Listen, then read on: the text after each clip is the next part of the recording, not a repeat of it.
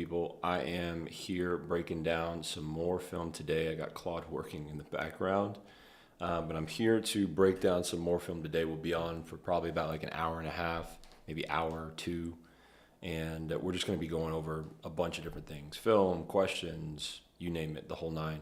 Let me go ahead and get situated here on my end. That's not the camera angle I wanted. I don't like how that looks.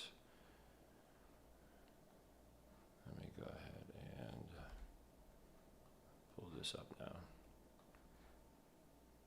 That's exactly what I want.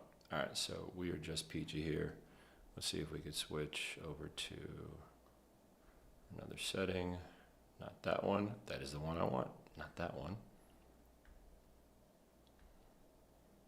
Y'all are getting to see behind the scenes. All right, perfect. We're all set. We're good to go. Go ahead and make sure this is good to go. See, we have one person on. What's going on? Leave some questions in the comments.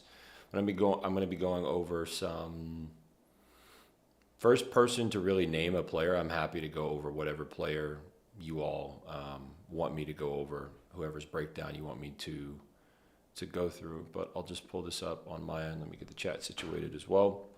Had a really good conversation today as I get this set up. I had a really, really good conversation today with Katino Mobley. Shout out Katino Mobley for joining me today. We talked about, everything. We talked about basketball. We talked about life. We talked about fatherhood. I'm currently not a father. I don't have any kids yet. But it was really, really a blessing to be able to sit down with him. I have a lot of respect for him. I have a lot of respect for NBA players overall and just what they're able to do, even as dads. I actually had lunch with my dad today. Shout out, Dad. I love you, Dad. We had a really, really good conversation today. We talked about life, talked about, so many different things. And I learned something new every single day. One thing that he told me today, that the struggles that we face in life are meant to be embraced. And it's an opportunity for us to get better. It's a way that we are able to refine ourselves and improve and grow and stretch ourselves. And it's really, really is beautiful. So hearing that from him today was really, really a switch that flipped in me. And it definitely motivated me more for some of the things that I'm walking through in my own personal life. But anyways, I digress. Let's go ahead and break down some film. What players are we thinking about right now? Also, during this time, I'm happy to, if you're a parent and you see this, specifically, those of you who don't know, my name's Trey Mourning. I run a company called Coach Com, and what we do, we work with the families of elite youth basketball players here in the United States. We'll help you all as a family cut through the noise and the BS and the politics of elite AAU basketball or high-level varsity basketball, and we help the player develop a new sense of confidence. We help them develop an extremely high basketball IQ, and we help them approach the game as a professional. I'm a big believer that it's about working smart more than it is working hard. Yes, in order to be a professional, as a professional athlete, both here in the States and overseas, you have to work extremely hard in order to get to that point. Another thing you have to do is you need to work smart. And the way you work smart is by listening to the veterans around you who have done it, who have played longer. And this is the premise behind The Rookie and the Vet, which is the show that I host, and that's where Katino Mobley came on today to speak with me and to you all on live stream. You can go ahead and I don't think I've put it in the folder yet, so you'll just see me go in the background right now and put it in the folder. But I sat down with, this is me live here, but when I was sitting down with Katino today, it was a really, that's not a film breakdown. Let me edit that. It was just a really, really good conversation. Katino played 10 years in the NBA. He's been through some ups and downs, and now he works as a life coach, and he's doing some really, really good stuff, man. So shout out to Katino. He really made an impact on me today, and he taught me a whole lot. And I know those of you who viewed as well, whether it be on live stream, whether it be here on YouTube, Twitch, Kick. We're live on Kick. We're live on Twitch. We're live on YouTube right now. We're live on Facebook. We're live on Instagram for the next hour. There's actually a limit on Instagram for how long you can be live. So I want to say those 5 platforms. We're live right now. There may be another or two that I missed, but anyways, wherever you're seeing this, thank you for joining. And I'm going to continue to make it a habit to do these live streams on a regular basis. We'll more than likely do these live streams, I want to say, twice a week on Tuesdays and Thursdays. We're going to be breaking down a a bunch of film. I'm going to be answering questions. I have the chat open right here. So as soon as messages start firing in the chat, I'll get to those and respond. And whether you're a player, a parent, navigating something, even if you're a coach, I think I could shine a light on that. We work with over 50 families in the community, seen some amazing results, players multiplying and quadrupling their scoring average even in a very quick amount of time. For me personally, what I did, my most recent season playing professionally, I went from averaging 5 points and 4 rebounds to 20 points and 9 rebounds. That was a really, really quick shift. It took about 30 days, believe it or not. Yes, there was a lot of work that went in behind the scenes in between those times, in between those two seasons. However, it was really a mindset shift that flipped the switch for me and allowed me to go out there and perform with so much confidence, with a new fire and in a different way than I had before. And that is what led to me playing so well when I played most recently down in New Zealand. So that's that. Let's go ahead and break down some film. Who was I watching the other day? NBA player. Let's look at...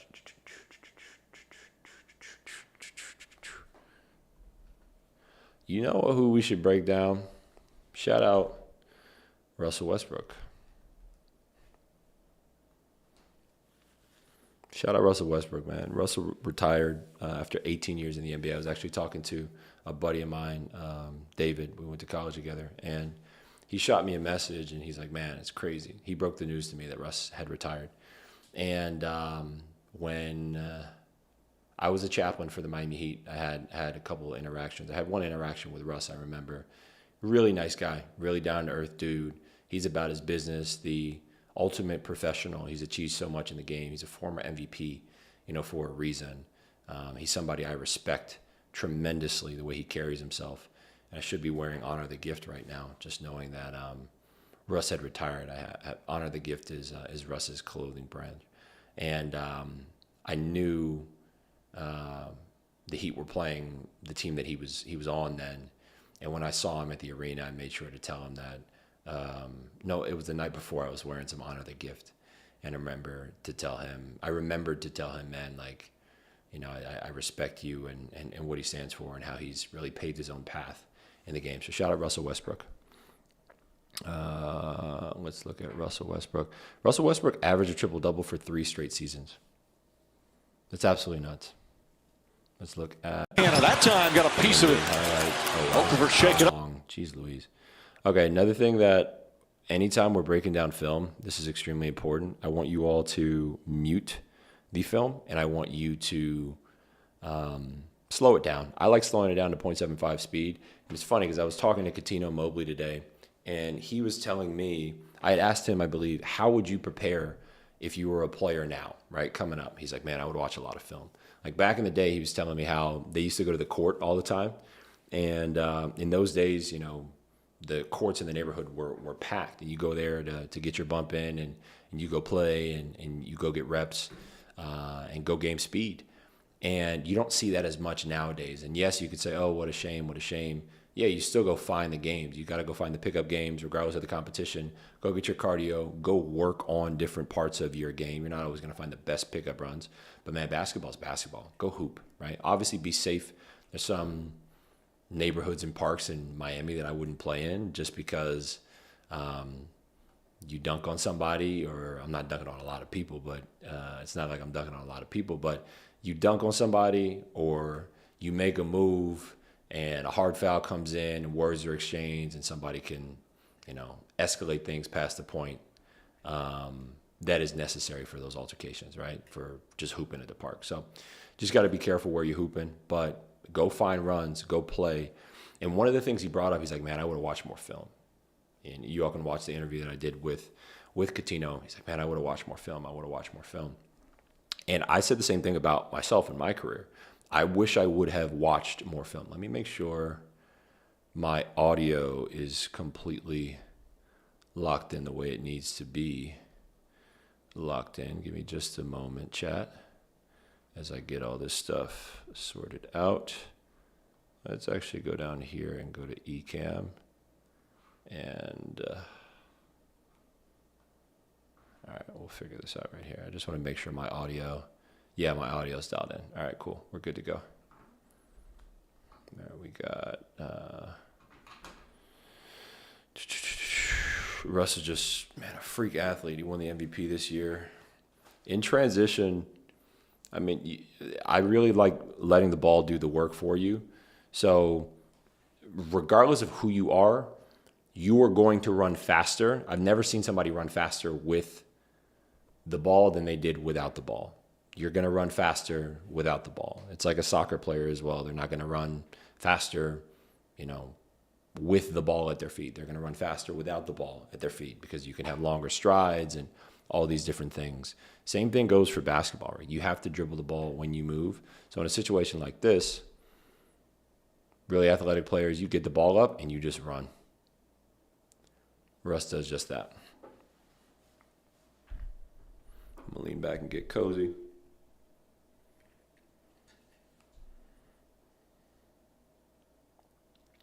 It's a lot of fakes. I don't necessarily love all this fakes. He hit the shot. There are courts like that all over the country. From my experience, stay away from areas where shady people hang out. Yeah, Dr. X 1924. I think you were on the stream before. Those are courts. There are courts like that all over the country. Like it's not life or death to go out there and play basketball. It really isn't. There are certain pickup games that I had played in before, and I got off the court because I was like, I'm good, bro. I'm not gonna play the next game. Or maybe we finished the game, and I wasn't as aggressive at the end because one guy started chirping up and started acting a fool. Like you got to be careful when you're out there on these courts. Like you can't just play with anybody, right? There's even some, as a professional, there's some times when I wouldn't even go up and dunk, right? If I am, all right, quick dunk. I jump up and just like quick dunk. It's something Chris Webber would do. He'd just quick dunk it. Not trying to get up on the rim and punch something crazy. But you just gotta be careful, man. You gotta take care of yourself. And in a fast break situation, like I'll slow down and I'll lay it up, or I'll look over my shoulder before I go, because some people are just gonna try to run and play hero ball. Because as a professional, you got to think about it this way. As a professional, if you go on the court and people are coming after you and they feel like they have something to prove, so they're like, all right, I'm going to go all out on this professional and I'm going to run and contest and try to get this chase down block, knowing damn well they're not going to get the chase down block. But you can't tell them that. They're like, oh, I'm going to push it. I'm going to go all the way. And that's how you get hurt. So I don't want that to happen to you all either.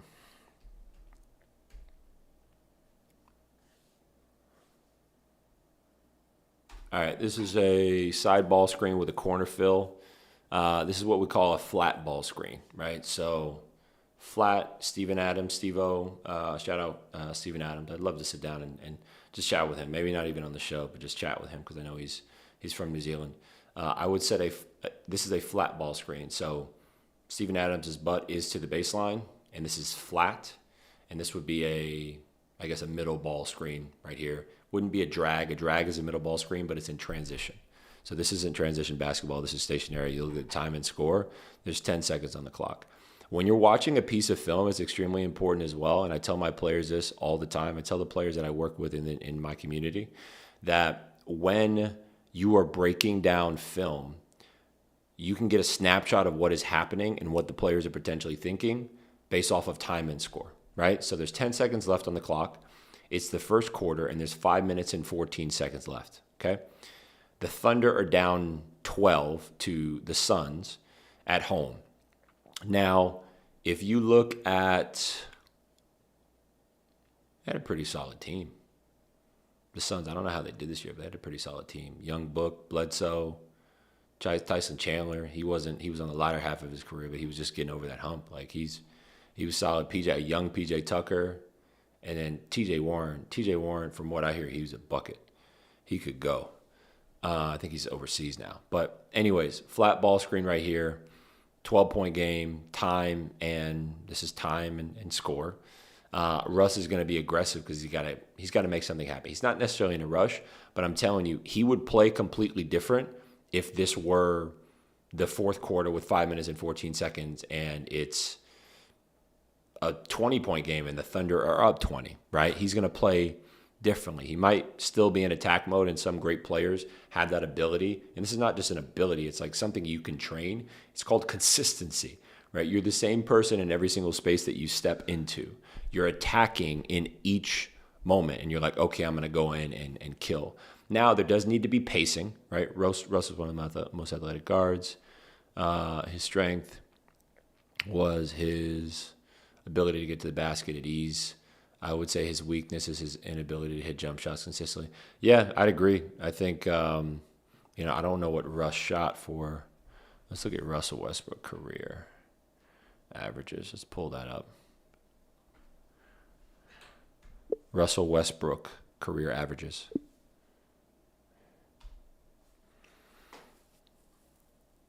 That's an amazing stat line for a career. That is an amazing stat line for a career. Russ averaged 21, 8, and 7. That's amazing. That really is. It's all-time leader in career triple-doubles. Jokic is going to break that. I think Jokic is like, Russ is 209 and Jokic is like 198. Jokic is going to break that. Two-time scoring champ. Man, he was a beast. Look at those career stats. I want to see like year by year. Points. He started off with 15. 15, 16, 22, 24, 23, 22, 28, 24, 30. Jeez Louise, Russ. 32. That was his MVP season. 32. He shot up. It was crazy. That's a 8-point jump from one season to the next. That's really hard to do. 25.4. On the Rockets, he was averaging 27. That's great. Washington, 22. 18, 15, 15, 15, 11, 13, 15. He's never at, even in his last season, shout out Russ, man. Even in Russ's last season, he averaged pretty much the same. He went out the same way he went in. That's very admirable. He went out the same way he went in, man. Shout out Russ. Same thing with the turnovers. I'm not even throwing shade. Personal fouls as well was pretty much the same, consistent throughout his whole career. This was a bit more when he was in Houston. I think, it's funny. You could point to things like this. Granted, this is 3-5 in his 1 year in Houston, 3-4 in OKC. This is a big jump up, probably like one more foul per game. I don't think we can get in more detail, and maybe it was his minutes played, but I would point to the fact that the Rockets during this time, they were switching 1 through 5, and maybe Russ was in more ISO situations as a result. He's not even a bad defender, but shout out Russ, man. You are loved, man. You're appreciated, and you've done amazing things in this game. So shout out to you, Russ. Let's look at this. Field goal percentage. I think like Dr. X19, what you were saying as well, his field goal percentage, 39, 42, 3-point field goal percentage. He shot below the league the only year that he shot at the league average. So for those of you who don't know, the league average of 3-pointers is pretty much, it's 36 point. You have another rest of them. I felt was out of this world, and it was his gift and a curse. Gift in the sense that it could overwhelm his opponents with curses. I felt times it didn't, when he didn't hold back, and when there was other options besides using his athleticism against his opponents. Yeah, I think Russell sometimes made bad reads, and this is why film study is so important, so you can go out and make the right reads on the court. But I will agree with you there. I think he hasn't always made the best reads, which is something there. But no, overall, let's look at. Yeah, the 3-point shooting percentage average in the league is 36 point. It's between 36% and 36.6%. So for his career, Russ shot way below that. He shot 31% from 3 for his career. and that wasn't a strong suit. It just wasn't part of his game. Granted, a three-point shot is something you can develop, but man, like, this is Russell Westbrook averaging 21, 7, and 8 on 44% field goal shooting for his career, man. Let's look at the splits. When you have everything you need from warm up. That's impressive. Like, shout out Russell, man. He was one of the greats for sure. And it's so funny. So I was talking to my buddy David, and he shoots me a message. He's like, dude, like, we're getting old. And he said something along the lines of that. Shout out David Akiri. And we're talking about it. And I remember seeing how it said after 18 seasons, Russell Westbrook is retiring from basketball.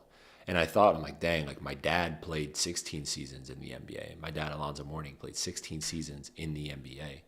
That's a long time. I think Russ played more. And shout out Jeff Gray. I got to hit Jeff up. I would love to have Jeff on the show. Jeff is one of my OGs for sure. He's somebody. He's big bro. I love him and his family, man. He's a great guy.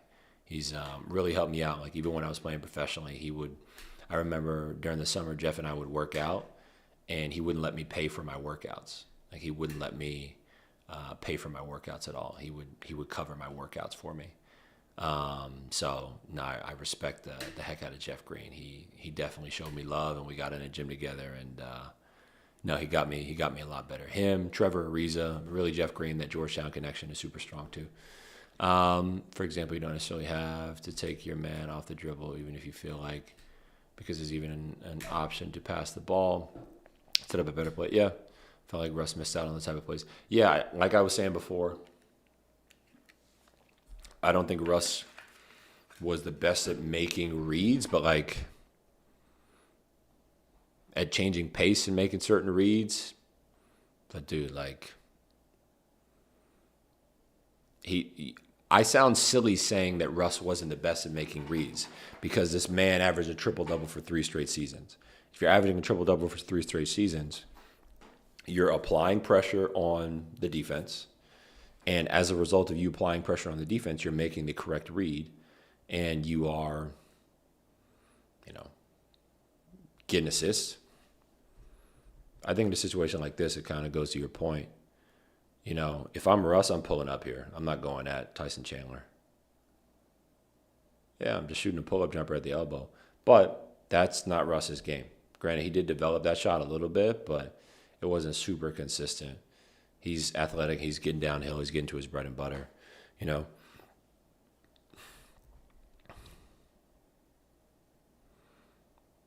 I think Russell Westbrook is a testament to this as well. You never know how many chances you're going to get. Russell played 18 years in the NBA. He went to the NBA Finals once. Once out of 18 years, Russell Westbrook went to the NBA Finals. And it wasn't just that he went to the NBA Finals. He went to the NBA Finals, I want to say, like, it was his 3rd year in the league. Let's say. In what year of his career? Let's look at this chat. In what year of his career did Russell Westbrook go to the NBA Finals?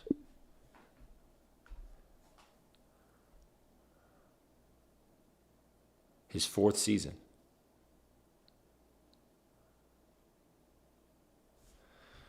Yeah, he went in his 4th season, and like, I don't know if he's been to a Western Conference Finals since. I think he has. He did. He went to some Western Conference Finals because the Thunder went back to Western Conference Finals. But man, like, nothing is guaranteed. Nothing is guaranteed. Yeah, thanks, Doc. I just saw that too. 2012, I just saw. If you look at this right here, appreciate your participation, brother. If you look at this right here, there's different types of lobs you can throw as well. Some people will throw a higher lob. Other people will throw a direct lob. It just depends on the timing and when the guy is jumping. You can't throw a high lob here, like a floated lob. You have to throw a direct lob to a guy like Steven Adams right here because he's already left the ground. So you want to get the ball to him. It's like passing him the ball in the air. He timed it perfectly.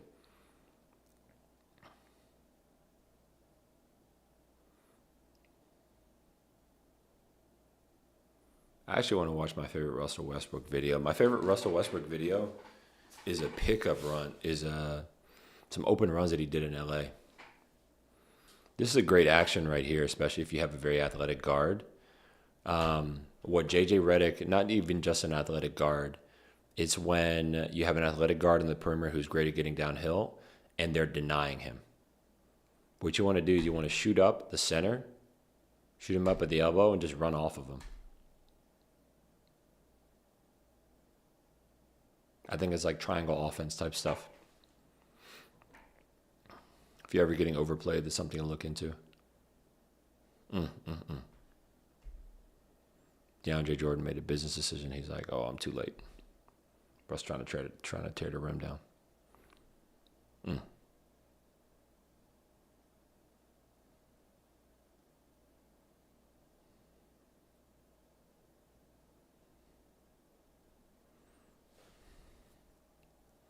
Russell would talk crazy too.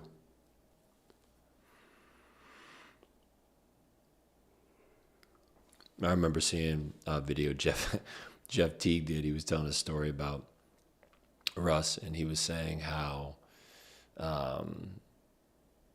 Russ went up and, like, I don't know, bodied him or like dunked on him or something like that, and like got up in his face. He's like, he says something to him, and Jeff Teague was like, "Man, I don't care." And Russ was like, "That's the problem. You don't care." Russ is a super intense dude, man. He's somebody I would have loved to have played with at least once, just to see how intense he is. Look how young KD looks there, man. It's crazy. It's called a slot cut. So when you get to the baseline, right, you can do this off a pick and roll. This could be a setup or a pick and roll. Let's imagine the pick happened right here. The big is rolling here, and the guard goes right here. Once the guard gets low, look at everybody in a Minnesota Timberwolves uniform looking directly at the ball. I remember that year when Russ shut down Chris Paul in the playoffs. He really, yeah. Now Russ was a beast. And Russ is a big guard too. Russ is not like no tiny guard. He's built like an action figure. If you can see the back of a defender's head, you cut. Point blank period. You see the back of a defender's head, you cut. That's what Victor Oladipo does here. And then you also look at, what's another thing we want to look at? You see the back of the head, they're cut. LeBron would do that a lot. Like D-Wade would run a pick and roll, or somebody would run a pick and roll on this side. When the ball gets here, LeBron cuts down the center of the game, center in the lane, and just punches it.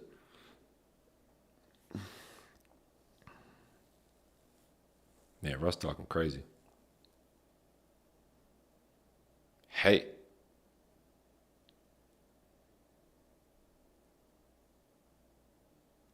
Yeah, he punched that one. Come here. Boing.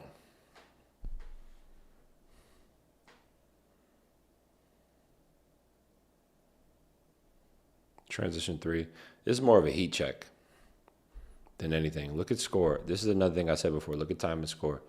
The Thunder can afford, yes, Russ is a 30% or 31% three-point shooter for his career. This is a time and score, third quarter, really nothing to lose. If I make it, it's good. If I miss it, we're still up by 10. If I make it, we're up by 16. Excuse me. Then Russ gets a steal there. He's going crazy. OKC fans love him. I would love to see film of his last game. I know we can look it up. I don't necessarily care to right now. Of his last game in OKC before he, or when he was with the Kings this past season. I think it would be fire. I don't even know if I'm live on IG right now. I know I'm live on YouTube. Let me check and make sure we're good to go. I don't think we are. I don't think I ever pressed it. Nope, I never pressed it. I never pressed it. We're good though.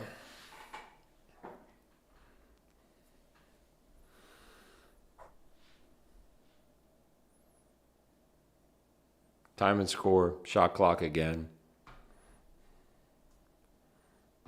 I think main thing is like if you're a young player and you've never really watched film before, let's say you're between the ages of like 13 and 17, and you've never really done a film study before, a simple exercise I want you to start doing is just start looking at time and score. Like that's it. Just start looking at time, start looking at score, and start thinking about, okay, what would you do in this situation? With a certain time and a certain score, you say, give me that.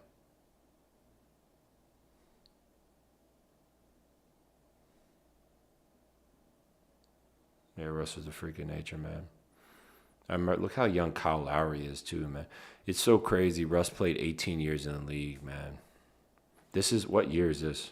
You got Freedom Cantor, who declared for the WNBA draft. That's a whole mess what they got going on over there. And it's a great time for the league. Like, the league is, it's a great league. Olivia Miles is playing out of her mind. Paige Beckers, A'ja Wilson is still A'ja Wilson. Like, it's a fun time to be back in the league, or for the WNBA. This is 2016-17 season. This is 10 years ago. That's so crazy. It's 10 years ago.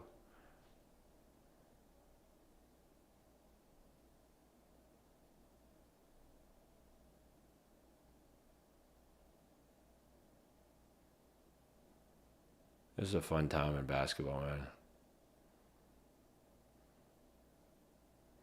All right, I want to watch this one video.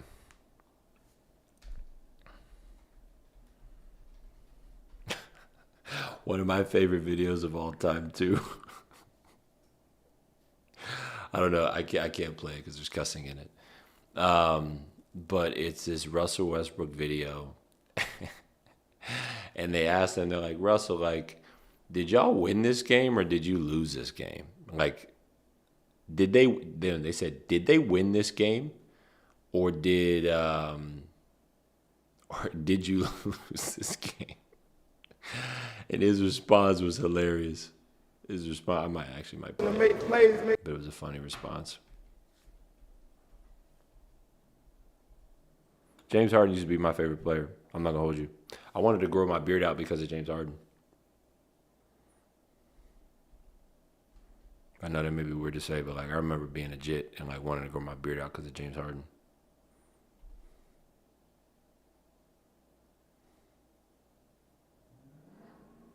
I never played in this pickup run. I never really spent much time in the LA during the off season. I think I did one off season in LA. But these runs with PG and all these guys, man, I used to watch these videos all the time. These are great runs, bro. Bobby Brown, I remember seeing Bobby Brown with the headband on. The players take good care of themselves today, but I also feel like they have longer careers. The players in the past of the league have been a lot less physical than it was during the 80s and 90s. No, I mean, like, the average NBA career is still 3 to 4 years. Like, that hasn't changed. So, even though you got players who are, even though you got players who are like Russ, I'm actually probably going to sign off after this. But even though you have players like Russ who are averaging, who played 18 years in the league, the average NBA career is still 3 to 4 years.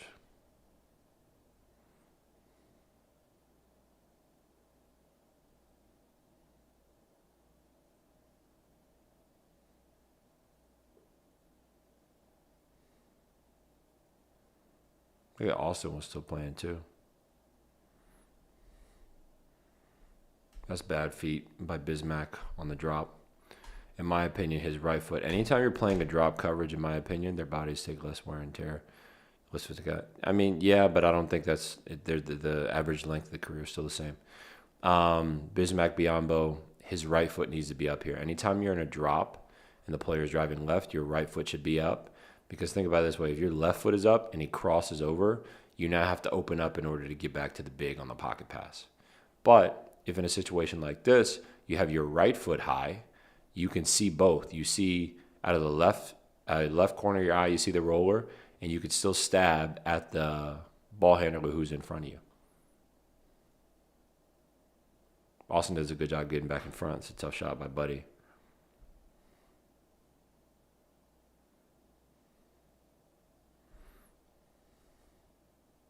I probably step with the other foot too. I probably going around the screen. Granted, I'm not a guard, but I know how to get around screens.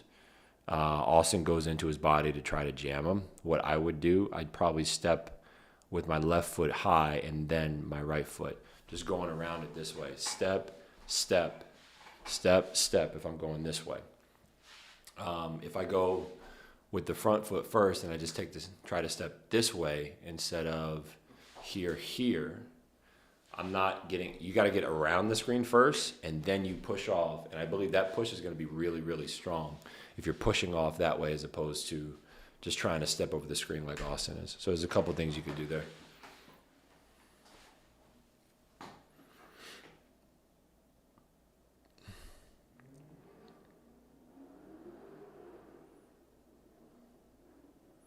Yeah, you do see stars playing a long time, but I mean, you look at my dad. My dad played 16 years. You look at Patrick Ewing. I think Patrick Ewing played damn near like 16 years, around that, amount. And they had injuries too. So like these are guys who had injuries and they're playing longer. I'd say that, yes, you're right. The game today is a lot less physical, but you still got to take care of your body. And the average NBA career is still pretty much stayed the same. It's not like it's gone up more. There's still high turnover in the league and guys are leaving and all this stuff. Like, you still see it.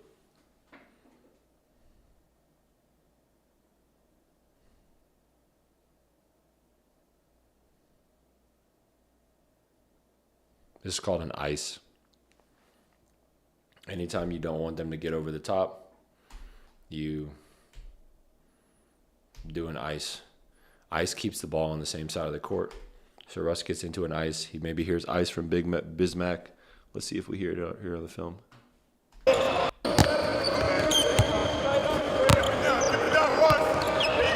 They say push it down, Russ. So he's pushing the screen down. A way to get around this, if you ever get iced and you are a guard, what you need to do is go with the ice, throw the ball back to the big, and then run off. Sometimes you don't even need to go to the ice. What I would I would put the ball behind my back right now or between the legs. I'd start backing it down this way. And then I would tell Loon to pop back. And I would just snap to him and snap and chase.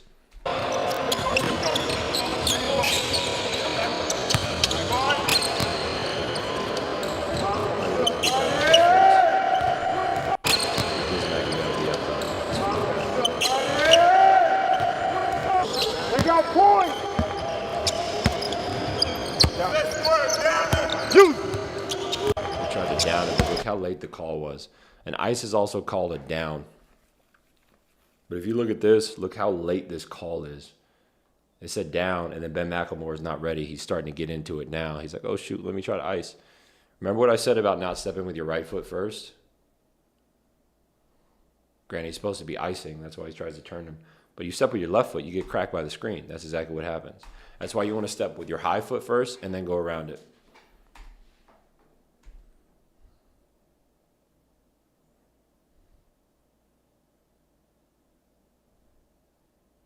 One thing I wish I would have done more in my career is play more defense.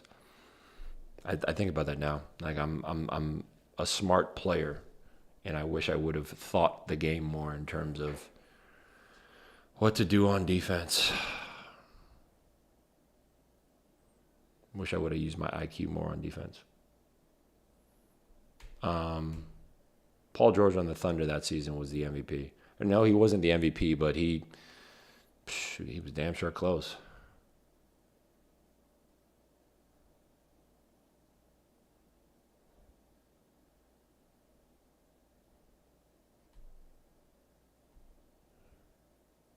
He attacks Big Mac Biombo. They peel, which is a switch. It's a late switch. There's a bad rotation. Buddy moves to the top. It's a bucket. Alrighty. Let me just check one thing on my end. Ladies and gentlemen, I might call it a day. I got a couple people watching on YouTube right now. Appreciate the support, y'all over on YouTube. I'm going to sign off for today. Broke down some film earlier this week. So if you haven't checked out the film, please go ahead and check that film out. Doc, do you wish you were better at switching on defense? It seems like that. Do I wish I was better on Duval? What up, man? Do you wish you were better at switching on defense and knowing where to rotate and doing the little things like that? I wish I would have gave more of an effort because I understand it so well. Granted, I'm 30 years old. I'm 29 years old. So hypothetically speaking, I could go back to play, but I don't know. I don't know if I'll go back to play. I'm healthy. I'm fine. I just don't know if I'll go back to play. It's a lot. It's a lot to get to that level. It's a lot to do. It's a lot of work. I understand the reads to make on the court. Like across the board, I understand the reads to make on the court. I understand where you need to be, why you need to be there. This is why we do these breakdowns. Like the reason I'm able to tell you, okay, your feet need to be high. If you're playing against James Harden right here, what I would do, I wouldn't push him left. I would shift my body over and have my right foot high and push him right and just make him go that way. And Pascal Siakam gave James Harden a lane to drive with his hand, or with his left hand. So like, I just understand the game extremely well. I have a very, very high basketball IQ, and I know that. Not a lot of people have a very high basketball IQ. Did I not give a lot of effort on defense and conserve my energy for offense? No, I didn't give a lot of effort on defense, and I'll be honest about this. I didn't give a lot of effort on – it's not that I didn't give a lot of effort on defense. Let's be clear about that. I gave a lot of effort on defense. Let's actually go on IG. I want to pull up something on IG. The reason it's not that I didn't give a lot of effort on defense. It was like a fear of messing up, to be quite honest with you. Like I remember there was this game, and it sucks to say this now, but there was this game that I played in New Zealand. It was a big game, and I knew for a fact I should have been the one guarding this player. I knew I should have been the one guarding this player. There was one of my teammates was guarding the best player on the team. He ended up winning the MVP of the league. I was in the running for MVP of the league. I ended up finishing 7th. I didn't have the best second half of the season, but I averaged 20-9 in that league. But man, I really, really, looking at that film, I kicked myself because like I could have gotten those stops. I'm 6'9", I have a 7-foot wingspan. I can move my feet well. It's just that honestly, I grew up playing center. So since I grew up playing center, I was just familiar with that position. And I kind of let other people box me in terms of what it is that I thought that I could do. So I'll put it this way, and I'll tell you a story. I remember I was in my last season in the G League. I was in the NBA G League. It was the second to last game of the season. We were in Los Angeles in the LA Lakers training facility. That's where we played the G League games too. So we were playing the last 2 games of the season in the LA Lakers training facility. And I did a between the legs dunk in practice. My first time doing a between the legs dunk, but it was also, I want to say, my first time ever trying a between the legs dunk. Because in my mind, I was like, okay, I don't know if I can actually do this. So like, why would I even try?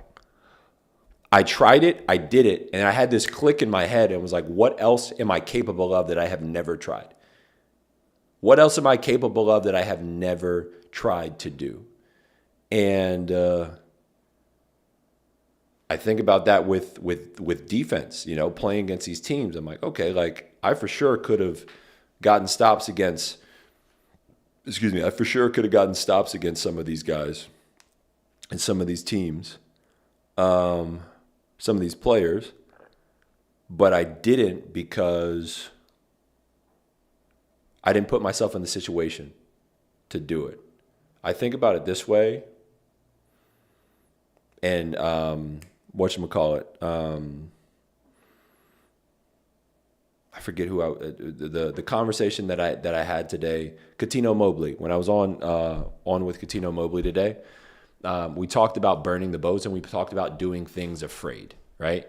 You have to do things afraid. Look at that handsome guy right there. you have to do things afraid. Like, I remember this story, and I told it on the podcast. But there was, like, this video right here. There was this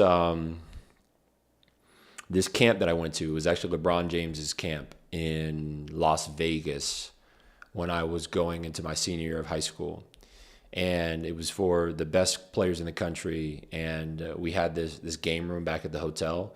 They had 2K in there. You can get haircuts and all this stuff. And they had ping pong in there. And I'm playing ping pong with Devin Booker. And we're getting to know one another, and we're playing. And I beat him the first game. He beats me the second game. But we're talking. And I remember him asking me, he's like, Trey, do you want to play in the NBA? And I said something then that I would never say now, and I hope I'd never say it again. I said, if it happens, it happens, right? And looking back now, like, I'm happy with my basketball journey. I don't have any regrets in terms of, I wish I would have taken it higher, because I love my life as an entrepreneur now, and I don't answer to anybody but God, right? Yes, I pay taxes and do all this stuff, and like, but at the same time, I run my own business. As a basketball player, you have to be a part of a team, and you have to be a part of an organization. You have to be a part of a league. Not every team is a great team. The last team I was on in New Zealand, great team. I really enjoyed the camaraderie. I really enjoyed all the guys. Some of the guys I still keep in touch with today. It's one of my favorite pieces of memorabilia right around the corner on the wall. I'll actually pull it up right here.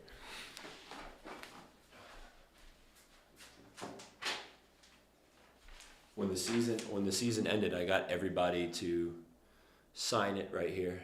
I got everybody to sign the poster. Like, even the training staff, the team chaplain, the coaches. I got everybody to sign it. Let me hang this back up.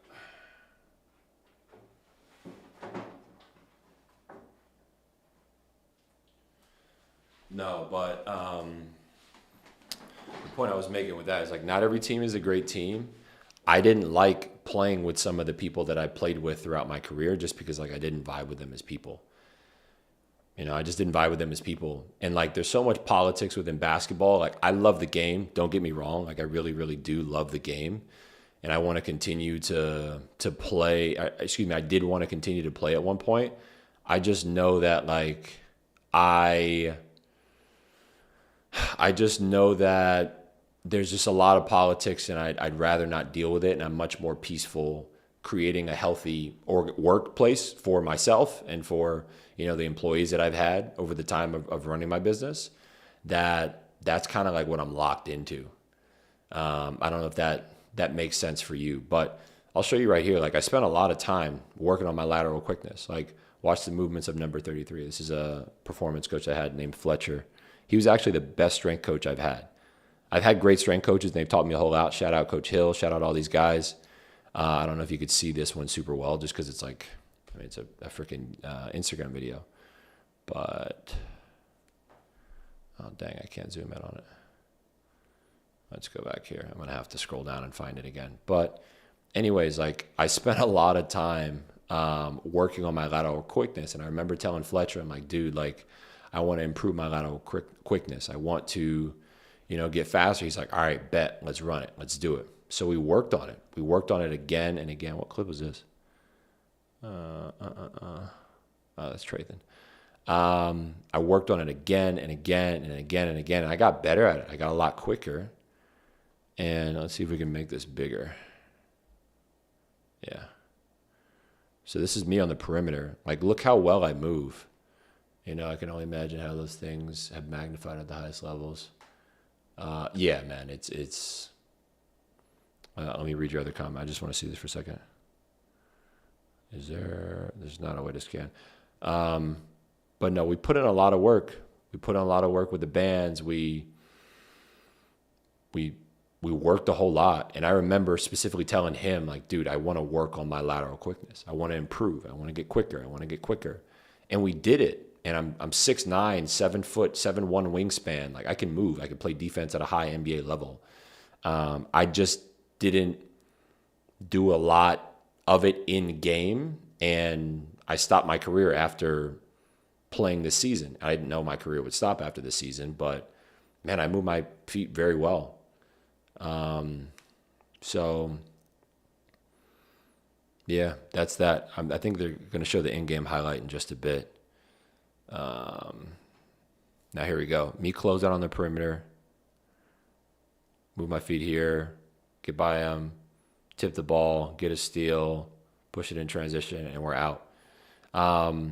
So the same way I guarded this guy, I wish I would have guarded one of the other players that we played against, because it was a big game, and I think I could have made a difference. So it wasn't me reserving my strength or anything. It was just that.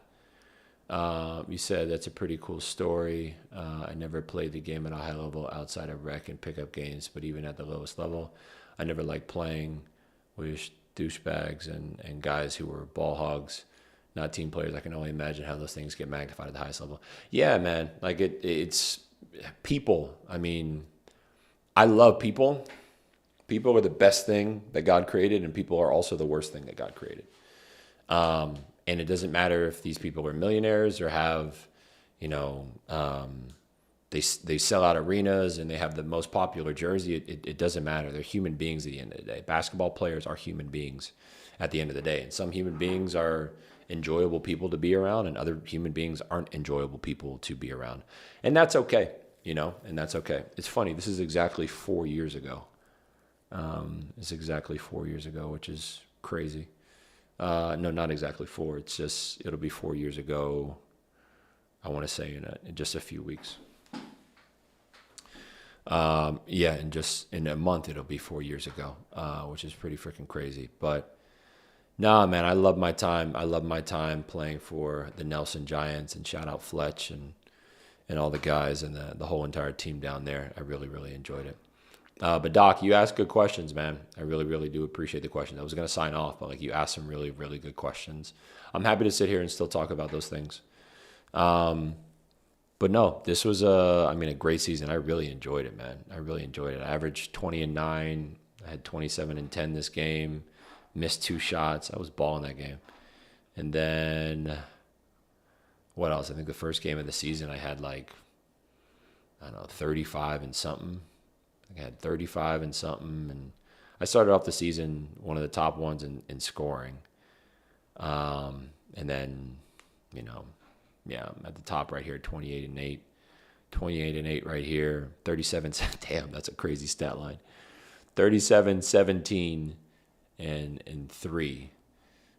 Should have had some more assists. Should have got a 40 ball, man. What was I doing? 35, 14, and 4. That was my first game. 35, 14. That was a crazy stat line, too. 35, 14, and 4 was my first game. My second game was this one, the 37, 17, and 3. Yeah, man, it was a fun time. It was a fun time. And they ended up getting me a car while I was down there, too. This is only a rental for the week. They would give it to the team player. Whoever scored. I love Birkenstocks, by the way. If I ever get a Birkenstock sponsorship, I would love that. But no, anytime we would win player of the week. I actually won player of the week one time on the team. This Toyota place called Bowater. They would give us a free Toyota. Shout out Bowater Toyota, man. Shout out Bowater. You said, do you believe it was just your fear of taking risks? C. Reyes, Iceman, was good. Do you believe it was just your fear of taking risks, especially on defensive end, that held you back, or did you overthink at times on the defensive end? It was my fear, because I the same way I told you before, I had, and I'll do it I'll just switch screens, so I'm not doing a screen share. It was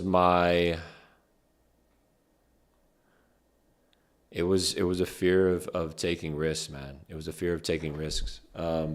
Because the same way I just told you before, I went up in, when was this? In my G League season, my last season in the G League, I was the vice president of the Players Union in the G League, by the way. But when I was in the G League, those last 2 games of the season, we had a practice. Last 2 games of the season, we had a practice. And my teammates are trying these dunks, and I'm like, all right, let me try a between the legs dunk. Let me try an East Bay. And I did it. I tried it. I hit the rim a couple times. I'm trying to like change this mic stand. Give me just a second. Bear with me. But I did it, and I shocked myself. And I had one of the coaches like you over here fucking sandbagging and holding back.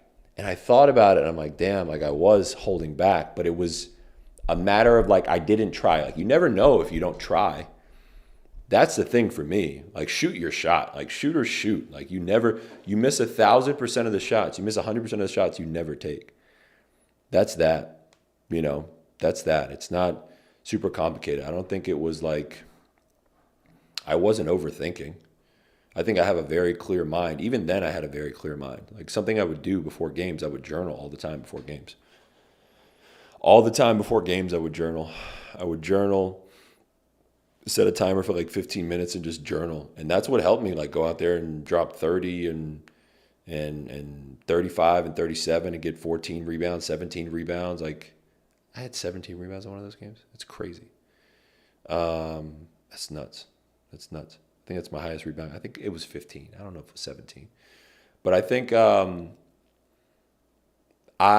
there have been times in my life where I underestimated myself. Like this is me getting vulnerable. Like there are times in my life where I've underestimated myself, where I didn't think I was good enough to get the job done or do the thing. And I'm like, all right, cool. Like, let me not do it. Let me not like cross the line, and let me not try, and let me not stir the pot, you know? But I think about this, like you don't get if you don't ask. It's like in business, like you have to ask people for stuff. Like you can't just sit here and expect, oh, like everybody's just going to show up one day and come to me. No, like ask. You have to ask. Ask for help. Ask for an opportunity. If you ask for an opportunity, like people are more than willing to help. I remember Coutinho Mobley, who I just hopped on the call with today. Coutinho and I hadn't spoken before this past week. Like, let me go to my DMs. I shot Coutinho a message on, when did I send him a message?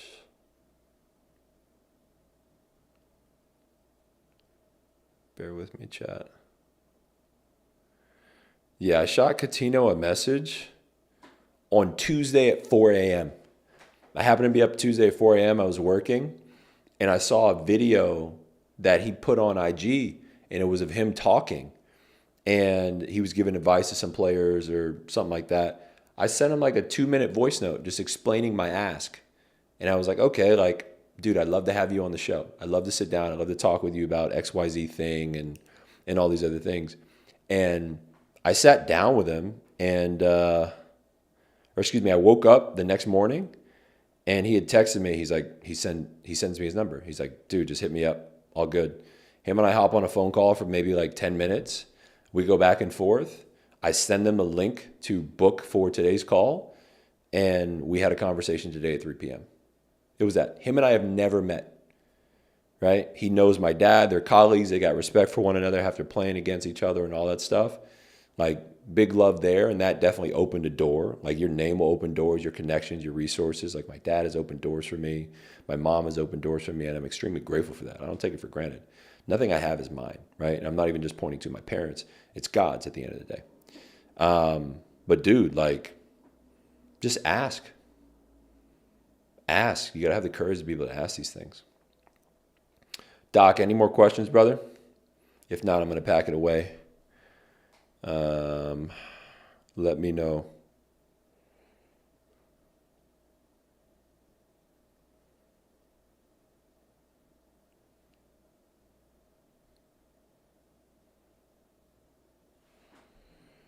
Doc, I appreciate you, brother. Thanks for tuning in. I am going to bounce, and I will see you all. I'm going to start doing these streams a whole lot more.